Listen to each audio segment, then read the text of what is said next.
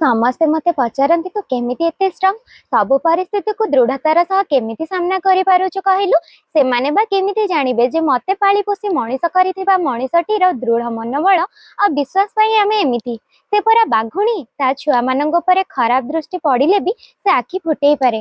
ହଁ, ସେ ଉପାସ ରହିକି ଆମକୁ ପେଟ ପୁରା ଖାଇବାକୁ ଦେଇଛି, ନିଜେ ପଛେ ଚିରା ଫଟା ପିନ୍ଧିଛି, ଆମକୁ ଦାମୀ ଜିନିଷ ସବୁ କିଣି ଦେଇଛି। ଆଜି ବି ସେ ତା ହାତରେ ଆମକୁ ଖୁଆଇ ଦିଏ। ବାହାରକୁ ଗୋଟେ ଘଣ୍ଟା ପାଇଁ ଚାଲିଗଲେ କାନ୍ଦି ପକାଏ। ମୁଁ ପରଘର ସମ୍ପତ୍ତି ଜାଣିବି କେମିତି କେଜାଣି ଅସରା ସ୍ନେହ ଢାଳି ପକାଏ। ସେ ଭାରି ସରଳ ହୃଦୟର ମଣିଷଟିଏ। ଆଜିକାଲିର ଦୁନିଆ ଆଗରେ ତାର ସରଳତା ଫିକା ପଡିଯାଏ। ଜ୍ୱର ହେଲେ ଆଜି ବି ରାତି ରାତି ଜଗି ବସିଥାଏ। ସେ ଆଜି ବି ତାର ଛୁଆମାନଙ୍କୁ କଅଁଳା ଶିଶୁ ବୋଲି ଭାବୁଥାଏ।